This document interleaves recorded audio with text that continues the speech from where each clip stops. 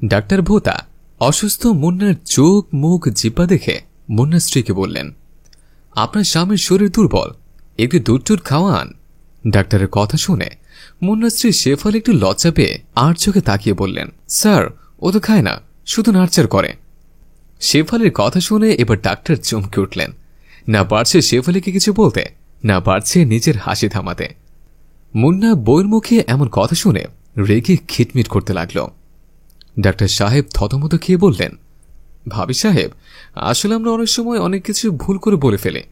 আমি বলেছিলাম ওই দুধ ডিম আপেল এগুলো খাওয়ানোর জন্য। শেফালি এবার লজ্জা পেয়ে বললেন, ডাক্তার সাহেব, আমরা হলাম গ্রামের মানুষ, প্যাচের কথা বুঝি না। আগে যদি কোলাকুলি করে বলতেন তাহলে আর ভুল হইত না।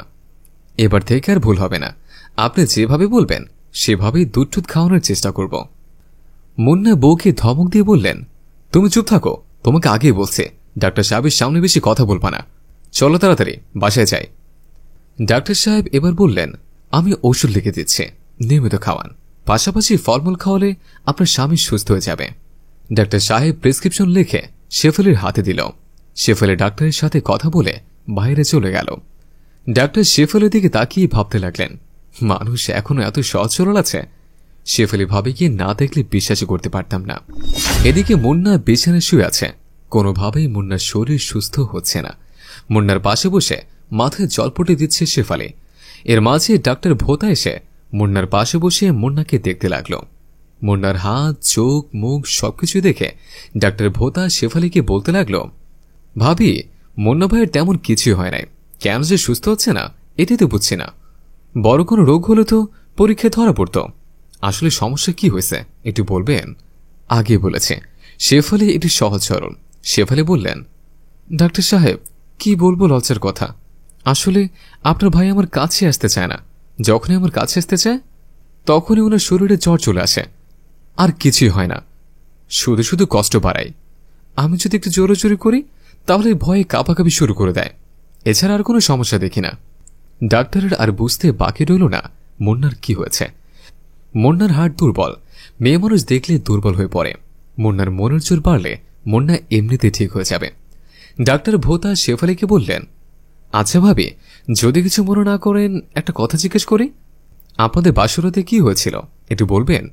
জবাবে শেফালি বললেন, ভাই, আমার অল্প বয়সে বিয়ে হয়ে গেছে। বাসরাতে আপনার ভাই যখন আমার কাছে আসে আমি ভয়ে একটা চিৎকার দিয়েছিলাম। এরপর থেকে আপনার ভাই আমার কাছে আসলে কাঁপাকাঁপি শুরু করে।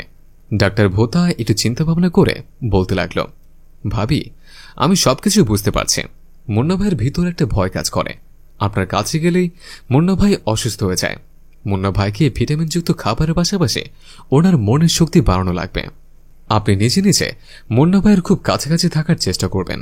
আপনাকে দেখলে যেন মুন্না ভাই ভয় না পায়। মুন্না ভাইয়ের ভিতর থেকে এই ভয়টা দূর করতে হবে, তাহলে দেখবেন মুন্না ভাই আস্তে আস্তে সুস্থ হয়ে যাবে আর আপনাদের সংসারে সুখ শান্তি ফিরে আসবে। আজকে তাহলে আসে। এই কথা বলে ডাক্তার ভোতা ওখান থেকে চলে গেল। শেফালি চিন্তা করতে লাগলেন। ডাক্তার সাহেব বলল, মুন্নার সাহস বাড়ানো লাগবে, এখন থেকে শুরু করি। শেফালি আস্তে আস্তে মুন্নার মুখের কাছে মুখ নিতে মুন্না একটা চিৎকার দিয়ে উঠল।